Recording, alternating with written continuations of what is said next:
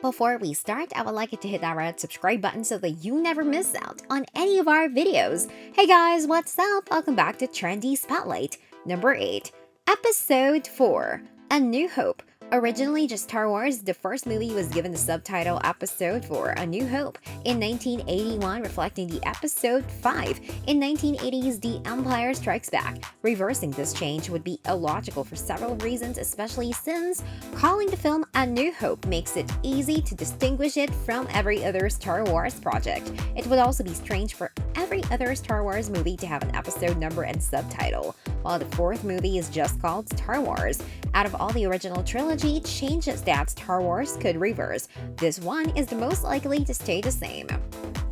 Number 7. Greedo shoots first.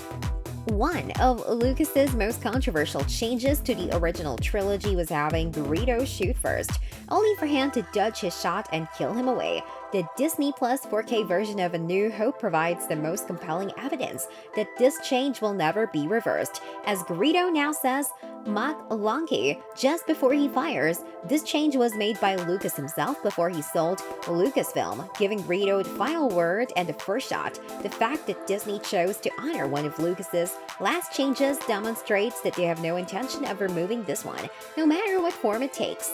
Number 6. Jabba the Hutt in A New Hope.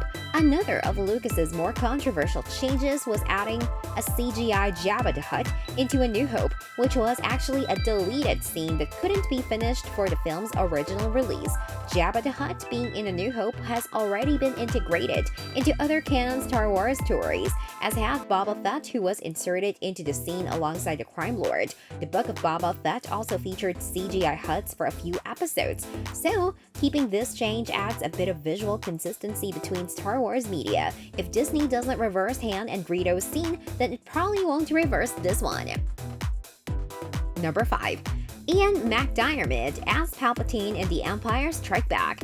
Another original trilogy change that will certainly never be reversed is Ian McDiarmid as Emperor Palpatine in The Empire Strikes Back. Palpatine looked and sounded very different in the theatrical cut, so Lucas replaced this version with Ian McDiarmid for the 2004 DVD release, making Palpatine consistent in the original trilogy. Reversing this change would only confuse audiences, having McDiarmid play Palpatine in all but one of the character's film appearances. This is especially true after Ian McDiarmid's Palpatine return in Disney Star Wars, where he played a character in Star Wars Rebels, Obi-Wan Kenobi, and Star Wars The Rise of Skywalker. Number 4. Temuera Morrison as the voice of Boba Fett. Thanks to the live-action Star Wars TV shows, Temuera Morrison will remain the voice of Boba Fett in The Empire Strikes Back.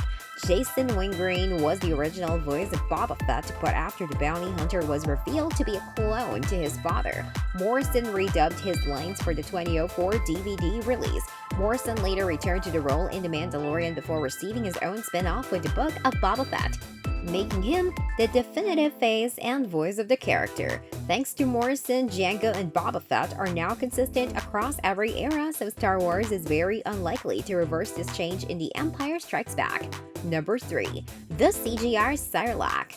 Another change that Boba Fett makes difficult to reverse is the CGI Sarlacc in Return of the Jedi.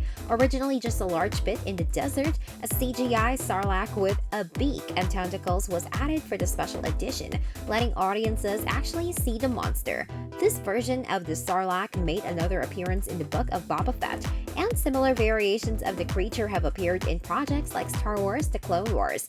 This is the biggest reason why the change won't be reversed, as viewers would be confused why they can't actually see the Sarlacc in Return of the Jedi. Number 2. The entire galaxy celebrates in Return of the Jedi. While the final celebration in Return of the Jedi was originally confined to Endor, the special edition showed Tears for Freedom happening across the galaxy.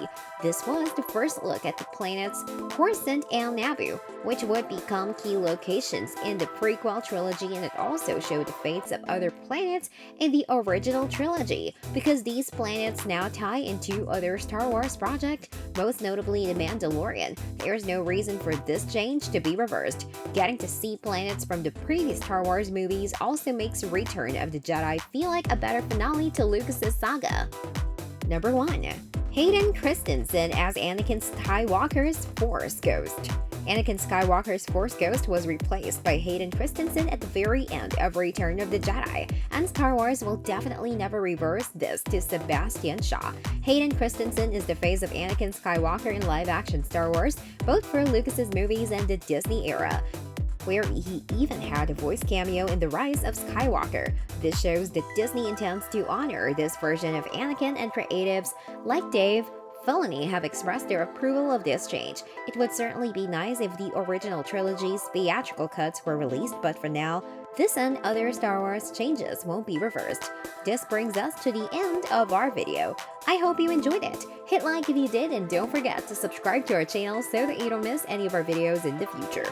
Also, watch the 2 videos that are on your screen because I'm sure you love them. With that, I'll see you in the next video.